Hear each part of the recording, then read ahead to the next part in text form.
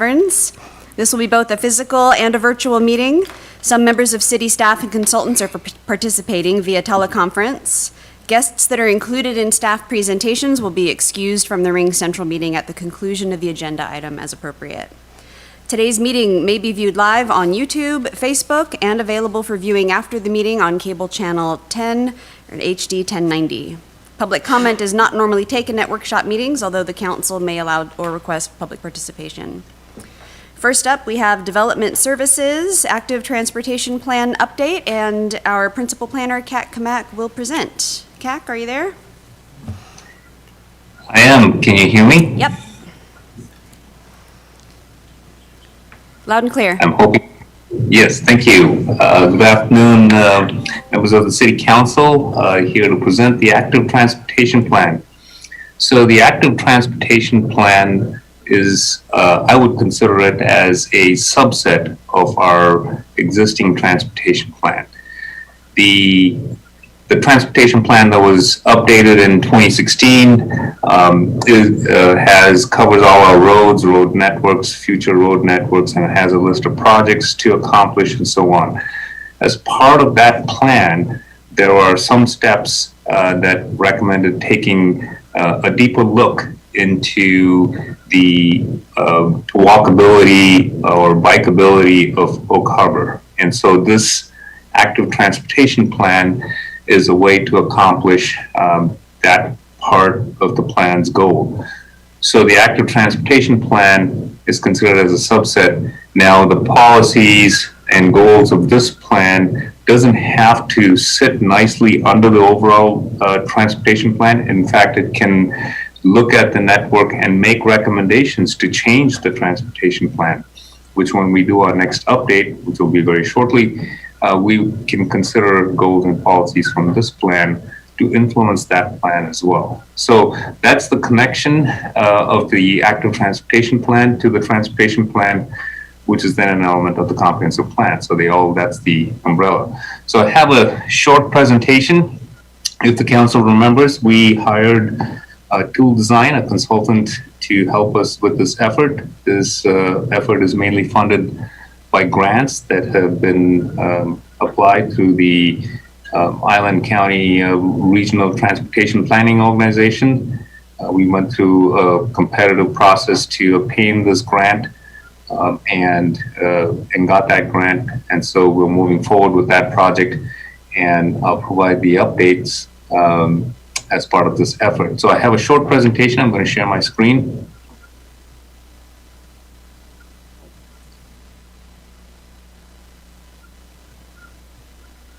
I'm hoping that you can see that. So what have we done so far? So the active transportation plan, the agreement that we have to enter in with the consultant was approved by City Council in December. I'm hoping that I can, my screen is being broadcasted. Yes, you're good. All right, thank you. Sorry, I'm hearing some voices and I thought it's somebody was trying to say something. Sorry, so City Council approved entering into the contract with Tool Design in November last year. And then the contract goes through WashDOT's approval process. They did that in December. We got the consultants on board, and our first meeting to start the project started in January. So we have regular meetings with the consultant scheduled for every 2 weeks. So we've scheduled meetings out, and we have covered a lot of topics related to this plan to move this project forward. There's a team of city staff that attend these weekly or bi-weekly meetings.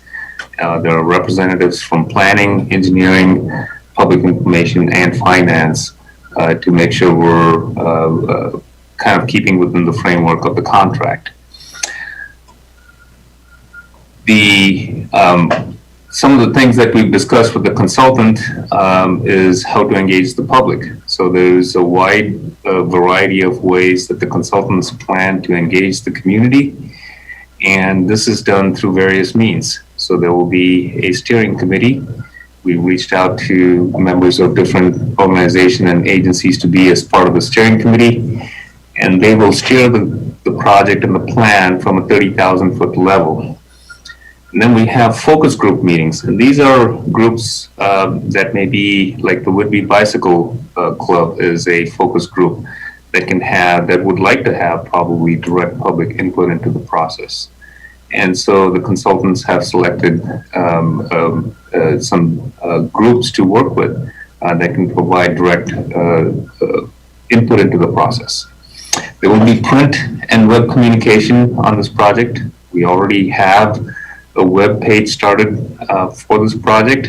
We just have it online actually today, and I will go to that website towards the end of the presentation to show you what we have up.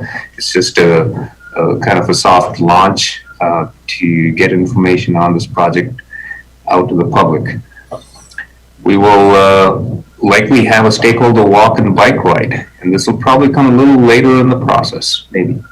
And we'll probably try and recruit members from the public and agencies to join in and see some of the practical things that could be done with our street system for active transportation. There'll be an interactive web map and a survey, and this is again part of the input process. The survey is expected to be launched April 3rd.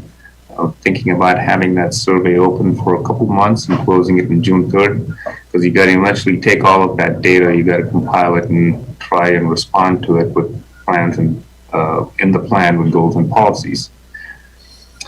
We also talked about pop-up events, like a pop-up tent event where we can engage the public. It's one that we're actually preparing for, which is the Holland Happening, which is happening on April 29th and 30th. And so that's one of the events we're planning to have the consultants there and engage with the public and launch the survey, or at least launch the information to the public about the survey, get the word out so that as many people that see it can take the surveys. The website for this project will have all the timelines for the project. It has the public input and the discovery phase, the plan development, the review by the public again, and then eventually plan adoption and implementation of projects. So all of this will be on the website. What has happened so far in the project? So there are some key person interviews that the consultant has done in order to gather information about this project. Because one of them was with the Development Services Department and invited planners and building permit folks to have input, because a lot of implementation of policies happen with development review, and the consultant would like to know what challenges there are in developing networks and so on. There have been key person interviews with public works staff. These are the utilities people and the street staff that restrike and do work on the streets and can speak to some of the challenges that they see in the network.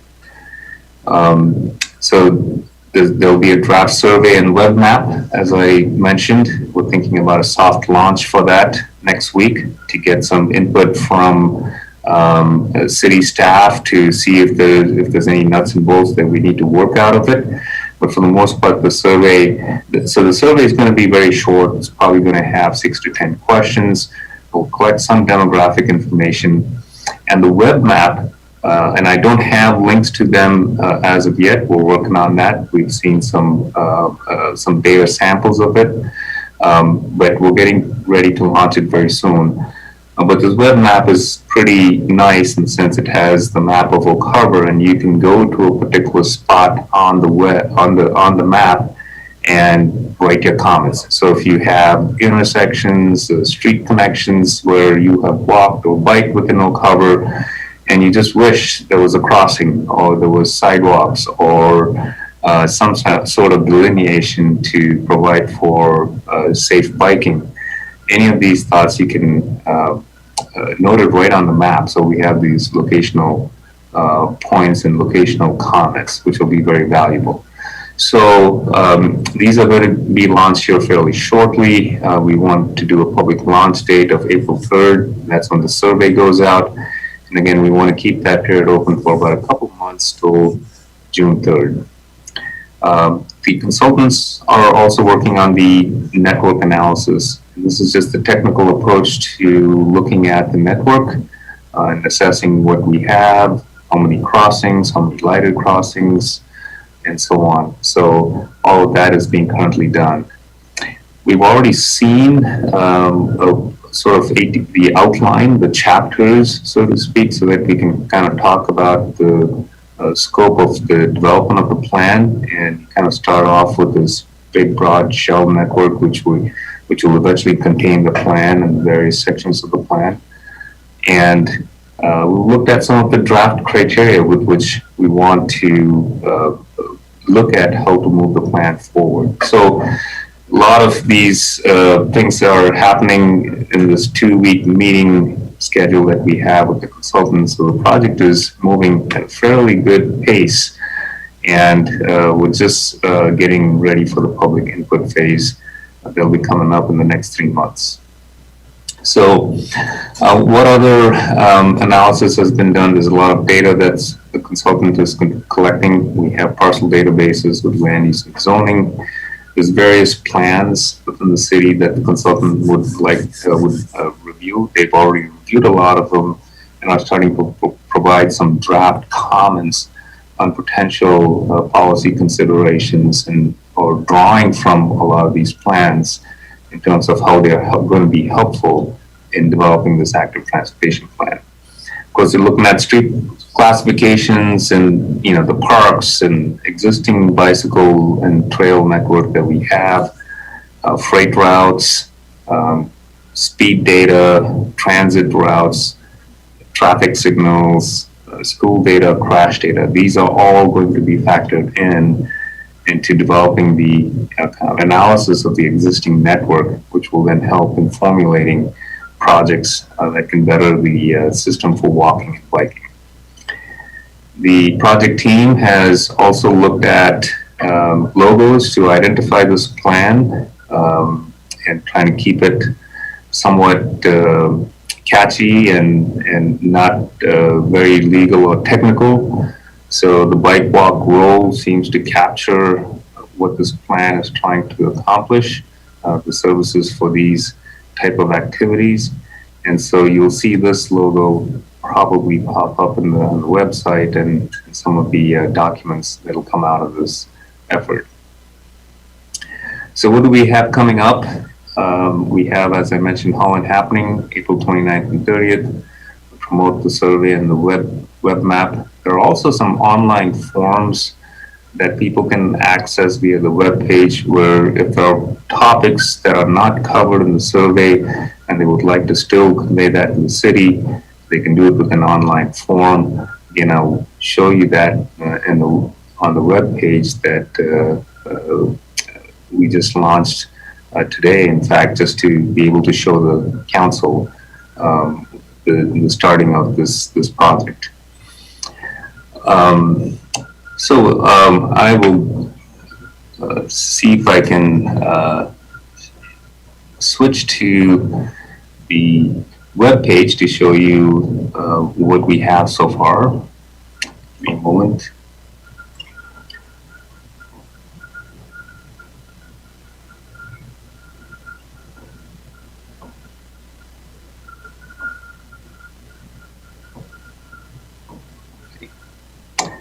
I hope you can see that. So this is the city's website, and you can get to this page by just typing ocover.gov and active transportation plan, and get to that, or you can go under the projects section and get to this page. But this is just what we're starting off with. Again, you can see the logo just to identify with the project. We have some information on the consultant. You can have links that will take you directly to the consultant's webpage, and you can see the projects and expertise that they bring to this project. We have some information on the online survey. Now, all of this will change. When we do have the survey, we'll have the link directly here so that people can click directly from here and go to the survey or the web map. We have, just to let people know that we'll be there at Holland Happening, taking input. And then we have this online comment form, which if you click on it, will take you to a form where you can provide your name and if you have any questions and you're expecting a response with the question, then a staff member can get back to you on that one. So, pretty handy tool. Another thing that this project allows us to share with the city at large is some of the designations in the comprehensive plan. So there are neighborhoods established in the comprehensive plans that could be efficient tools for promoting policy in capturing opportunity in one area of town that is different than another section of town. And so there are some, some neighborhoods in the comprehensive plan, and we're hoping to collect information for the active transportation plan, solely based on the network of the neighborhoods that people live in. And so by clicking that, you can go to the neighborhood map section of the website, and here the different neighborhoods are shown in a little more detail, so people can take a look at it and provide us information, and we know where the challenges are, maybe based on the neighborhoods that they live in. So this gives us some geographical information to work with. So that's just some of the things that we're starting on the website, and of course we'll have more information that'll be added once we have the survey and once we have additional documents that we like. All these technical documents, when they're finalized, will be available for the public to look at, and we'll list them on the website so that you can go and download them and take a look. So that is the progress so far that we have made on the plan. I hope I haven't overwhelmed you. If you have any questions, comments, we can chat about it here, or if you would like to send me an email, you can do that as well. But we're doing a soft launch next week, and we'll set it out. We're hoping to just do it internally in the city, just to make sure that everything is working fine. And if there are issues, we can kind of address them. We'll copy City Council on it, gladly have your input into the plan as well. And then we'll open it up to the public and notice it and promote it there as well. So comments, questions, I'm open to them. Thank you, CAC. I will turn to council for comments and questions. Councilmember Munns, go ahead. Thank you, Mayor Pro Tem. CAC,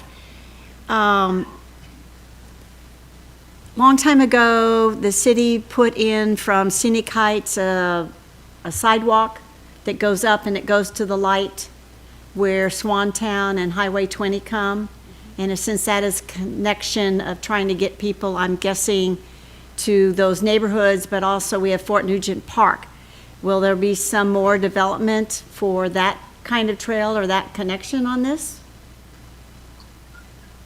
Yes, I think the active transportation plan is going to look at all the streets and the parks and the facilities. And they'll be looking at, what I'm hoping is they look at existing right-of-way and see how we can use the existing right-of-way to make it safe for connections.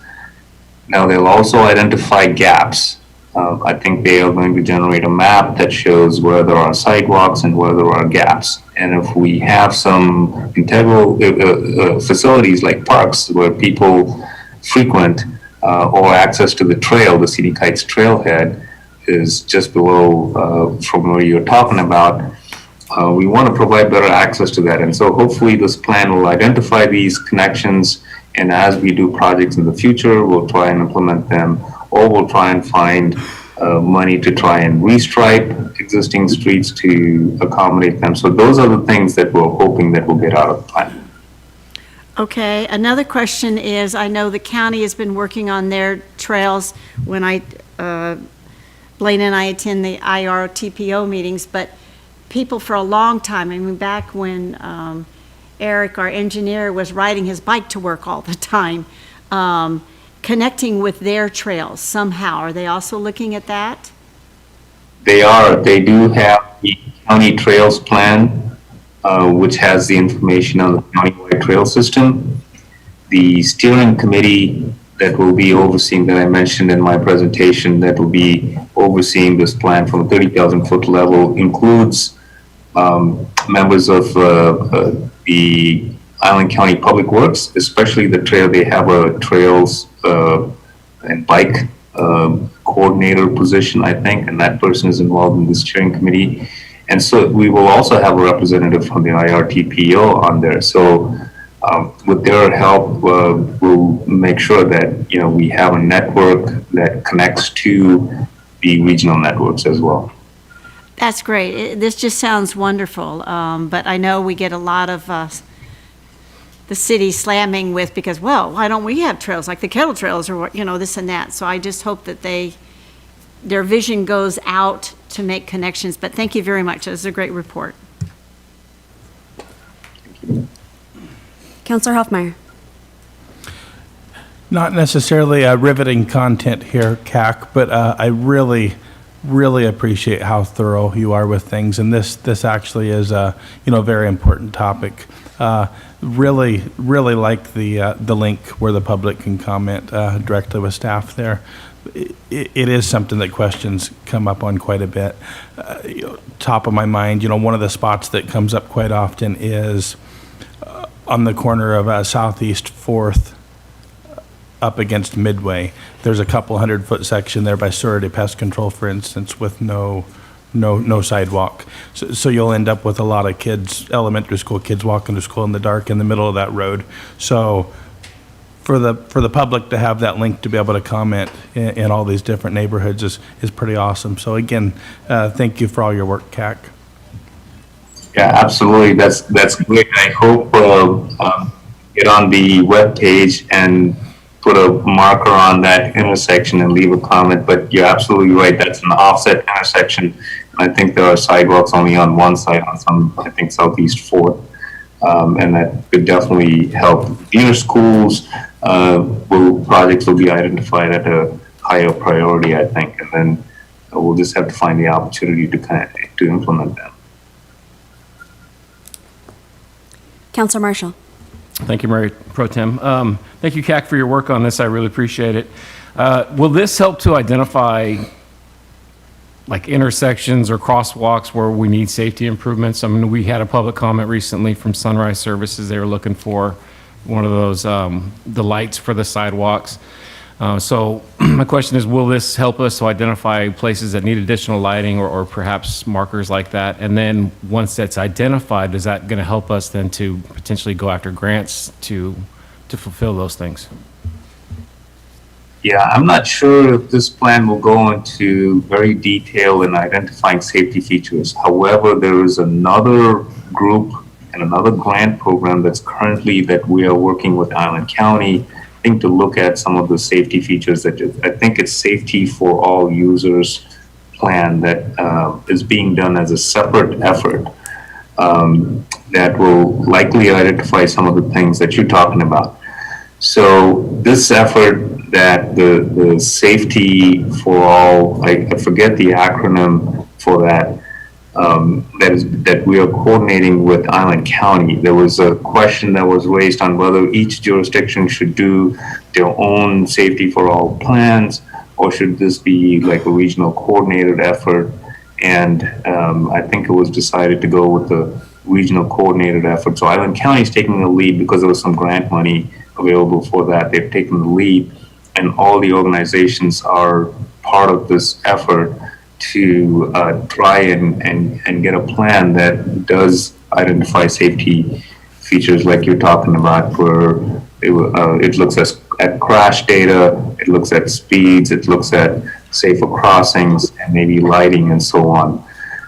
This active transportation plan, however, I think will likely identify some of those corridors as well, and state that they need to be improved or worked on, but they may not go into as much detail as the safety for all user plan is intended to do. Thank you, CAC. I think it's the Safe Streets for All, I think is what that one's called. Yeah, thank you. Any other council comments, questions, concerns?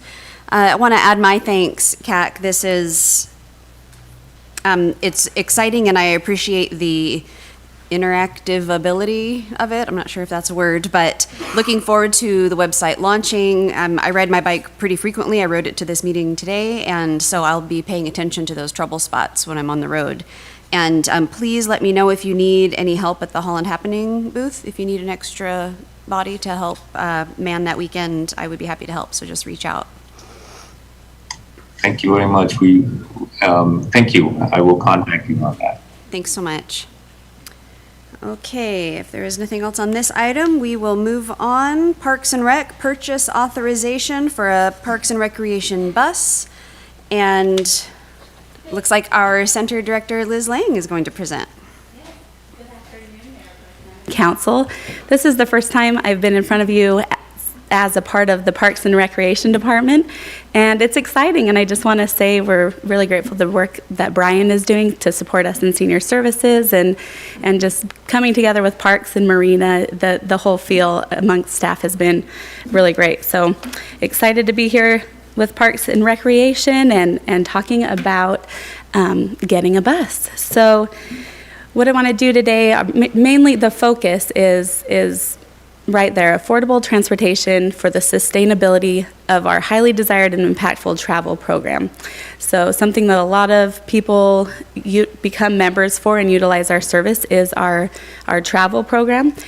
And so I want to talk about kind of where we've been, where we are now with our travel program, and where we want to go and how we want to get there. So I started with the city in senior services in 2017, and so I can kind of speak really well to our travel program since 2017. Prior to that, some of the data wasn't quite recorded and is available.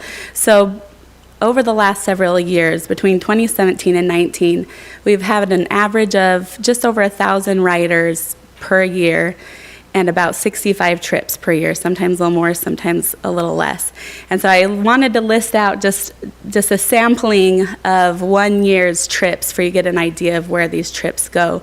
A lot of them are very regional. You can see we've gone up into BC. Harrison Hot Springs overnight is always a big hit with our group, down to Ocean Shores, over to Leavenworth, everywhere in between, out to the peninsula. And then you have some more basic ones to Seattle, shopping trips, theater trips, casinos, those types of things. So we did have a 2009 Chevrolet 25-passenger bus that we were operating in 2017 and 18, and then in 19 started switching over. That size of bus with that many passengers did require CDL drivers, and so we did have a couple of CDL drivers driving those buses. And then as the bus got older and time went on, we also were made aware of some of the DOT regulations for CDL drivers that weren't maybe some things that we had considered in having a CDL bus and CDL drivers. So when we were approached by a local charter company, would be SeaTac Shuttle, in about 2018, we were approached to use them as a transportation and to consider a partnership there. We were very excited to do so because we had an aging bus where maintenance prices were getting higher, and our CDL driver requirements were changing and what we needed to be doing there. And so we did start chartering with would-be SeaTac Shuttle and ended up selling our bus in 2022 at auction. So that's what we're doing now, is we're partnering with would-be SeaTac Shuttle. We've really enjoyed the service they provide. They're amazing customer service, excellent buses and drivers. But the rate at which we started with them, as you can see in 2019, the charter rate was $2.38 a mile, $18 an hour, and then a service fee of $23.80. And as years went on, and we know a lot has changed, and prices across the board for everyone are increasing, but you can see the increase that we experienced when we returned to travel after a pause during the pandemic. So in 2022, that went up to $3 a mile, $57 an hour, and a $57 service fee. And so at this point, so they used to give us a little equation so we could kind of price out trips and know where we're at. So now we send them over our trips, they price them out and give us the price back. So I'm not 100% on how the breakout is, but right now the rate is over $3 a mile, over $80 an hour, and a $57 service fee. So what I've done down in the bottom right corner, you can kind of see what that means per person for the total trip. So this would be a basic trip to Seattle, to downtown Seattle for 8 hours, which is typically how long a trip is, driving down, doing a couple things in town and coming back. And so you can see just the total cost of the charter in 2019 was $608, went up to just over $1,000, and now is over $1,300 for a round trip to Seattle. And so what that means per person, if you price that out at 15 passengers, you'll see it was $40, $71, and now $89. And so what we're experiencing now is quite a decline in our ridership, and our cancellation rate is going up.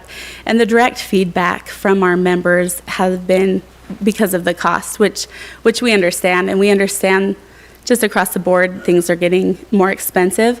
So then we've tried to look at, just other ways that we can make our travel program sustainable and affordable, right? This program for a lot of people is the only time that they're getting off island, unless maybe they're doing medical transportation to a doctor's appointment. But a lot of these people either don't drive anymore, or they don't feel comfortable driving off island or the I-5 or at night or all those things. So this is that chance for them to feel like they can get off island and be a part of things. And so we really do want to make sure that we're able to offer something that some of our low-income participants can take part in. So when pricing out, so we've tried a couple of different things. We've looked at doing our rates based on more passengers. We've looked at working with Island Transit. We've really explored a lot of local opportunities and ideas. An RFP went out a few years ago for charter services, and Whidbey SeaTac Shuttle was the only option. There are some larger charter companies that cost even more because they're off island and have to come to island first to get our people and go. So we've really tried to be creative in ways that we can continue our travel program. And really what came up as probably the most sustainable way for our program is to look at purchasing. So I'll go to our next slide. Oh, but first I wanted here to point out too that our people really enjoy some trips to Canada, and currently Whidbey SeaTac Shuttle doesn't offer that, and there are some reasons why them as a business it's more expensive and harder for them to get the permits to do that, where when we ran our travel program we were able to get the clearance and permits to go to Canada. Chairs? Oh yes, wheelchairs. So and another item is Whidbey SeaTac Shuttle buses, most of them don't have the ADA accessibility to them. So we have to go through quite a process if somebody is using a wheelchair to make sure we're getting a bus with a wheelchair. And so here's where we want to be. Here is our solution as staff, a recommendation that we would make to make sure our travel program is sustainable is to look at purchasing a 15 passenger bus, it's 14 passenger plus the driver, and that's what you can max out without having to have a CDL, a commercial driver's license, to operate it. And so this bus here has a wheelchair lift, so you can put 2 wheelchairs in. If the wheelchairs aren't there, those are seats that drop down and have seat belts there. So the good things about this is no commercial driver's license needed. We would have the bus operated by part-time, non-benefited employees. So right now we would want to start with 2.25 FTE drivers. And so, of course, this wouldn't be an increase to any of the costs that aren't already in our budget. This would just be a replacement of our budgeted costs for our charter fees. We would be paying a driver instead.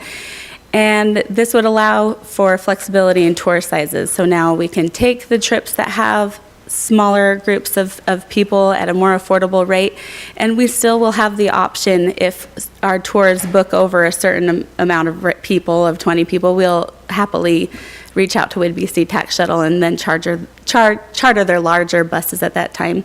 They do have smaller buses, but their cost is the same to us. So if we charter a 14-passenger versus their 25, it's the same cost.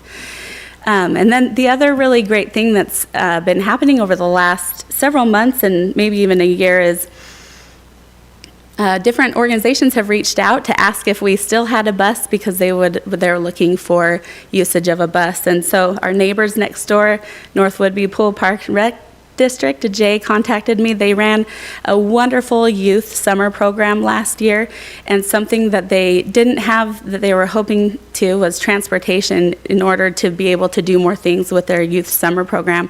So when she was going out for the grant for that program again this year, she contacted me asking, hey, I heard you're trying to get a bus. Is that something that looks like it's going to happen?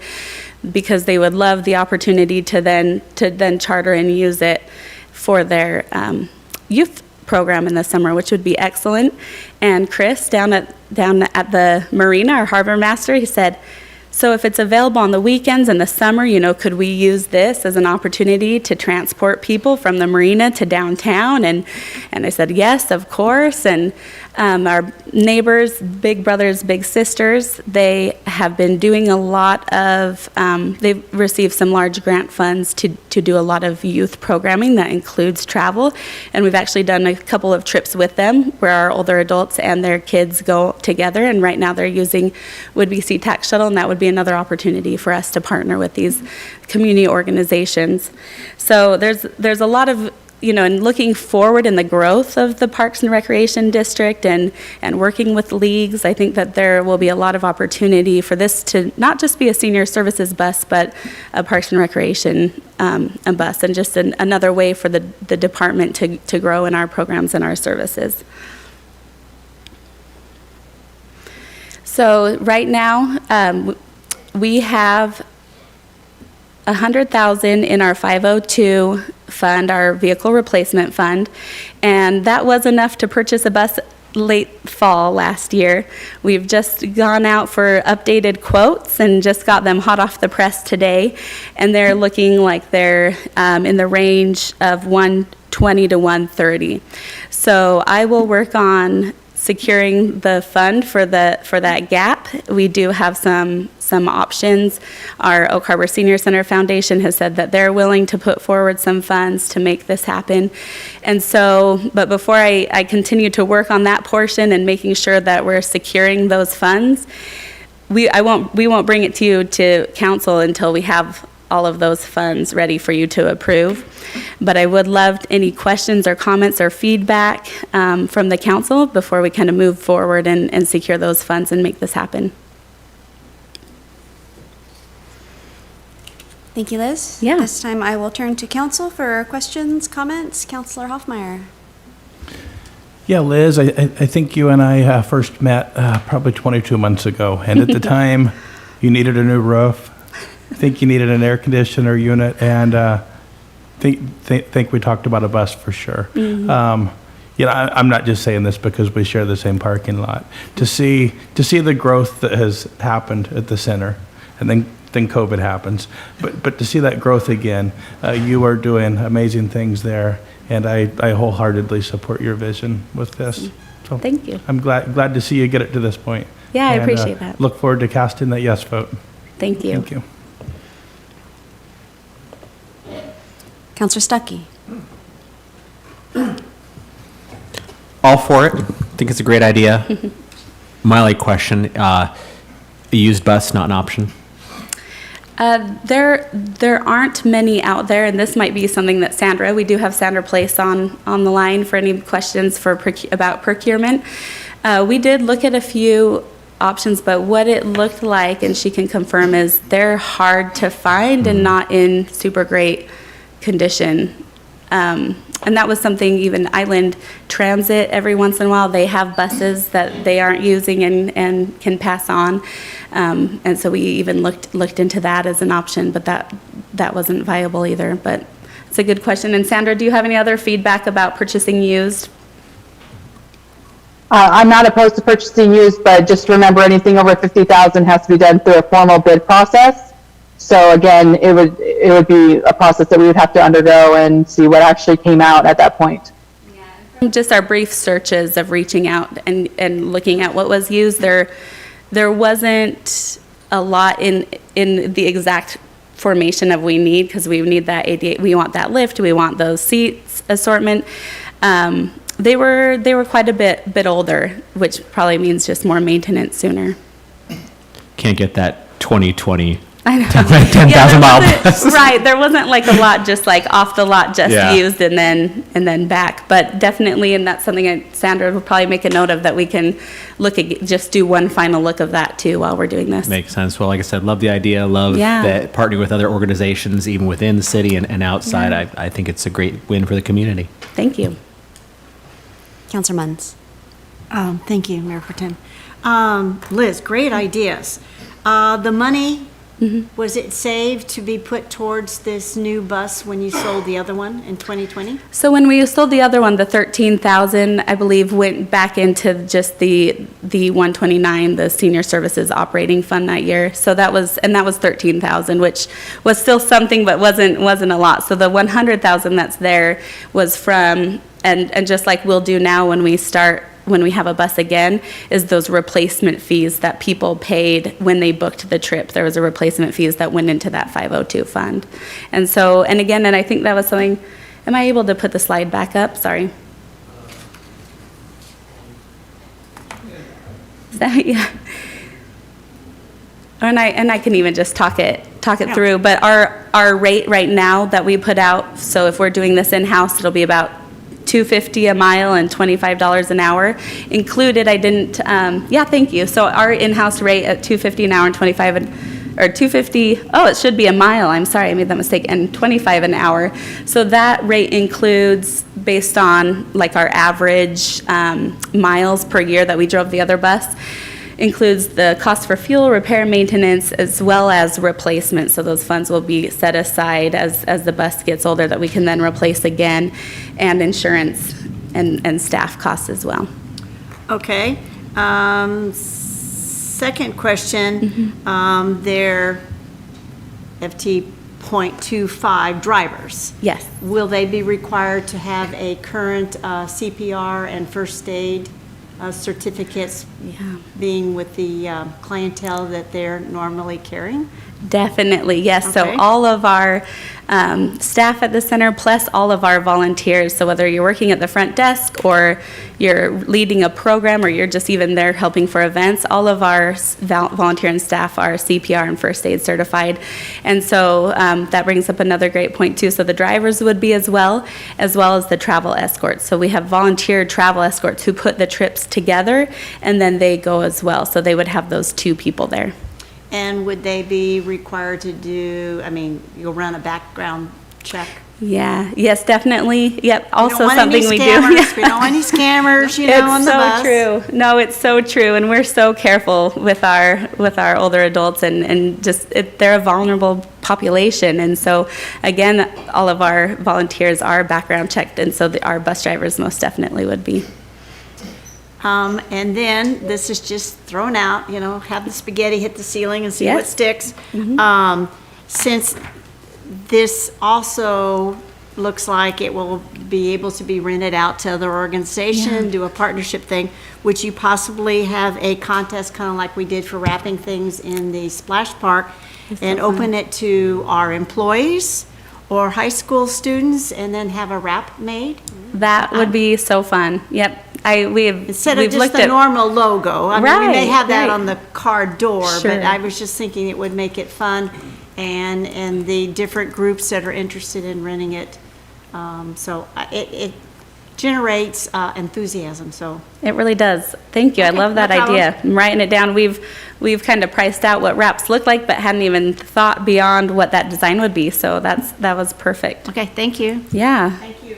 Yeah, great questions. And thank you, Sandra, for your work in sleuthing on used and new, so. Yeah, she does a great job, and she's done a lot to get the quotes, you know, a couple times around as things always go. So we really appreciate Sandra and her time to make these things happen. Any other council comments, questions? Excellent. I too am supportive of this. When Councilor Stuckey and I attended your annual membership meeting, I don't know about his table, but at mine, the feedback was loud and clear that the trips were the thing that Yeah. people wanted to see more of and do more of. So I think that having our own bus would really be a boon to the city, and it would be nice to have it for other departments or organizations to use. Yeah, fantastic. Perfect. Thank you. Thank you. Okay, moving on. We are close to the end. We have administration, our city administrator's report. Blaine Oborn, take it away. Yeah, thank you, Mayor Pro Tem. All right, highlights. Not used to having so much time here, so it's a new thing for us. So here in my 4.5 years almost with the city, I think this is the shortest one we've had for a workshop. But certainly my pleasure to provide the report here, and I appreciate all the staff working on the report and the matrix in there, and flipping over to the report, just going over some highlights here under leadership. I was able to lead and moderate the February 27th Department Directors Retreat, great retreat, and I provided some of the material from that retreat. It's in your packet there, so great theme there with the great staff here kind of coming up with how we kind of look at the 3 phases in planning as now playing, coming attractions, and into the future. And then we took your 32 council priorities and really put it into a really nice matrix there, and highlighted projects that are already kind of associated with that, had it in groups. So it really is a colorful approach there, and kind of doing it in categories. And then down below, kind of the 3 colors there, the now playing and the coming attractions and into the future. So you can kind of see where staff visualize these things. And we already talked about 2 of the accomplishments there with the fire levy and the economic development coordinator were points out of there that are already categorized. And then bright ideas, you can see the long list there of bright ideas, and the categories are kind of exciting there with benefits, community, food was a big category there from Bright Ideas. So, and gatherings was another area there, marina planning, resources, and staffing and training. So, and then a few miscellaneous items in there. So, certainly we're already implementing those, looking at them. One of the simple requests was ice at City Hall.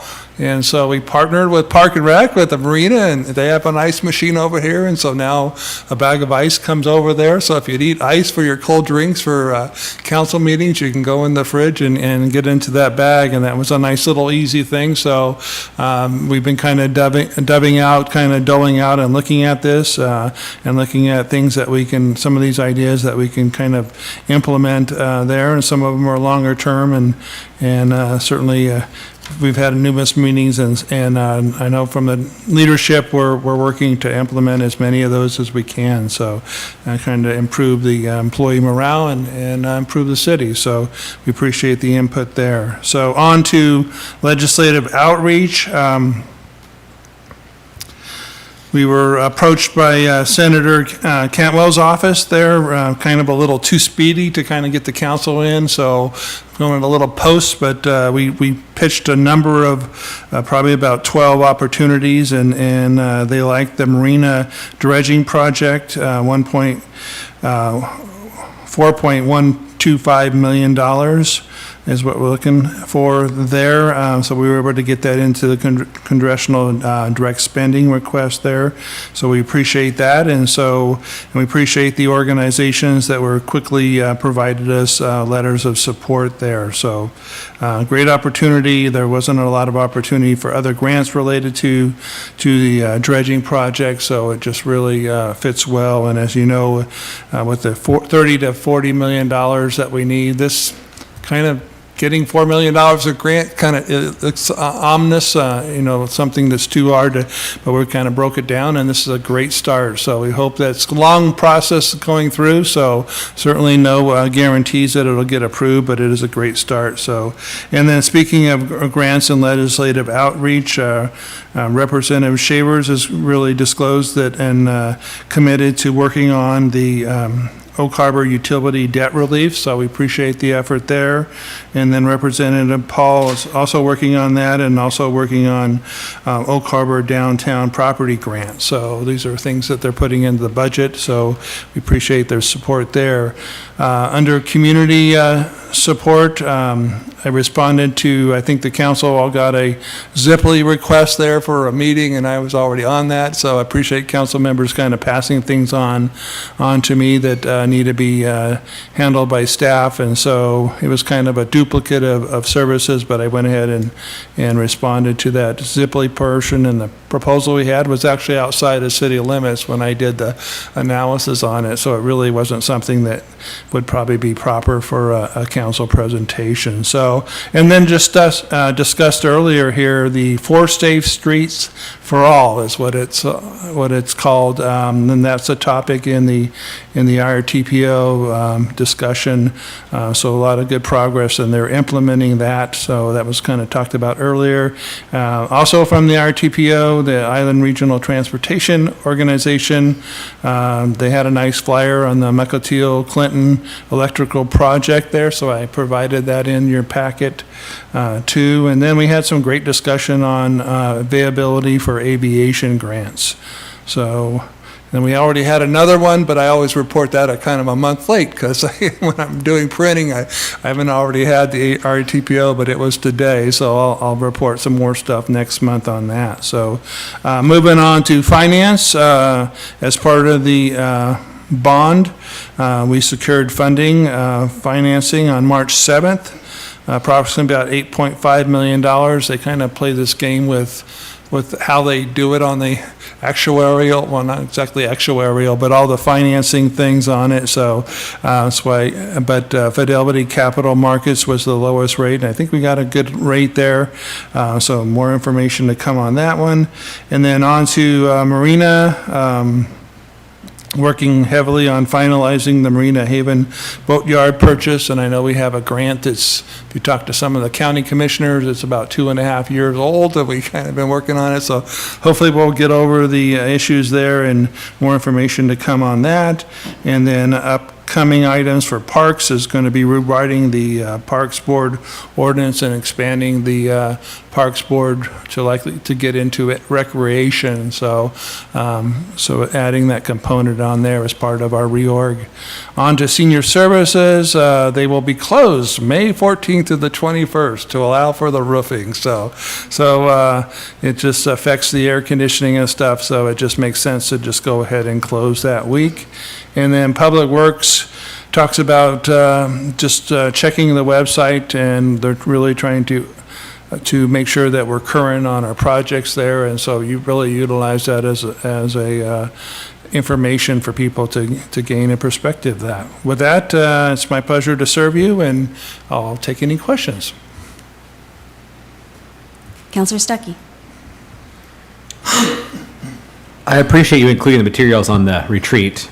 Whoever put nonstop flowing nacho cheese station, good on them.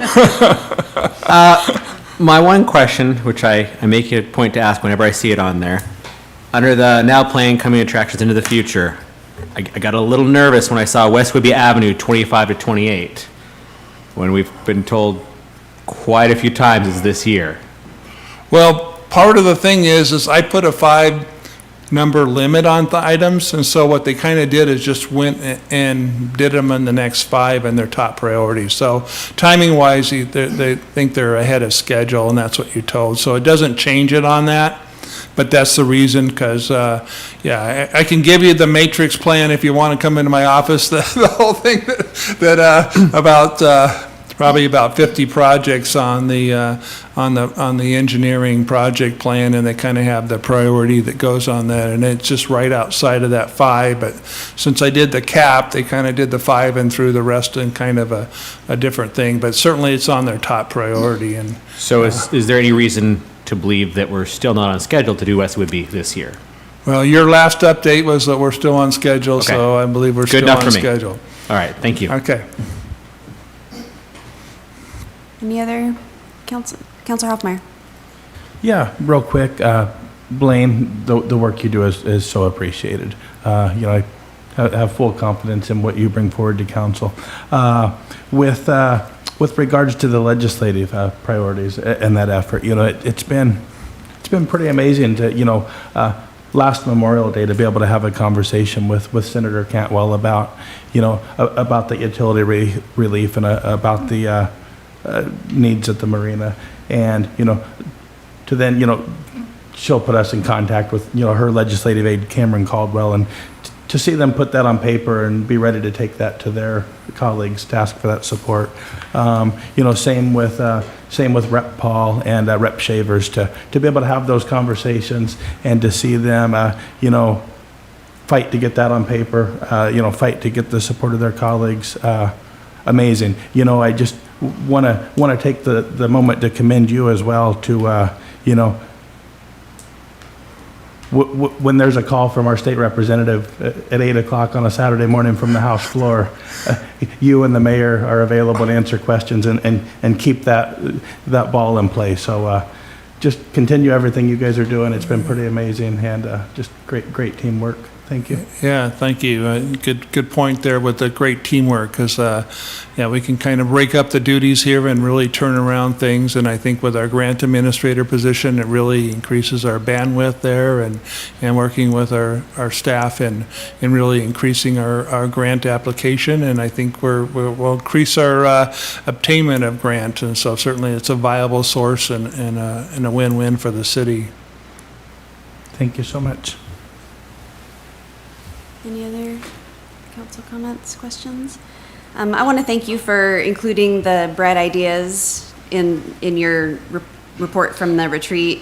I've been looking forward to seeing the whole list, because we got to see some of them at the all-hands meeting. And again, I'm really struck with how insightful a lot of these are. I mean, a nacho cheese fountain is awesome, don't get me wrong. But I vote for a Fresca fountain back there. But really, when you look down this list, a lot of them are really insightful, and I'm struck with the genuine desire for our employees to actually spend more time with each other and spend time in other departments and learn, cross-train and learn about what other departments do.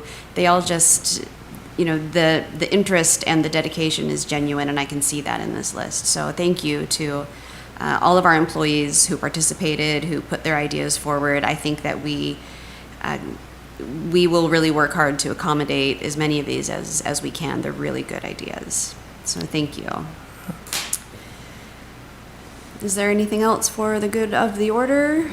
Any council comments? Councilor Munns? It is so nice to see staff in person. Yeah. I know there's reasons for Zooming, but it makes it more personal, and I think it makes it like we're working as a team. So I know the chief is there, and everybody's looking, oh, is he going to bribe us? You know, they're always looking to see if he brings. But it's nice to have our city administrator and Tim recording, and our city clerk, but also to have our directors of the different departments here. And I think it means a lot, but it feels like we're more of a team and we're working together than seeing screens of stuff. So thank you for your time.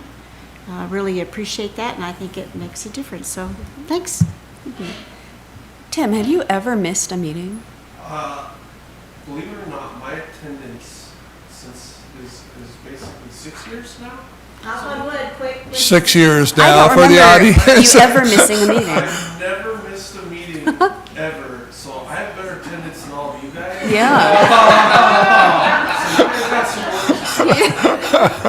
He's setting the bar high, setting the bar high. I tried to miss today, but Sabrina said absolutely not. I said, just an hour, I can go golfing. It's supposed to be nice. And she said, nope, not sorry. Well, we won't keep you here any longer than necessary, so you can go golfing. I did have a question. Something that Beth Munn said earlier about being CPR certified reminded me that mine is expired, and I got mine at the fire station. So, Chief, is there a CPR or first aid class that's available to the public coming up that you're aware Yes. of? There is. Excellent. Just yes? Is that just a quick answer? Okay, sure. Yes, All right. Could you send a bulletin, please? we certainly will. That would be great. Thank you. It's a good resource. Thank you so much. Okay, I will entertain a motion to adjourn so Tim can go golfing. It's a workshop. Oh, you're right. Yeah, I can't adjourn a meeting, but I can adjourn work. Well, fine. Be that way. All right, we're out of here. We're adjourned. Thanks for coming.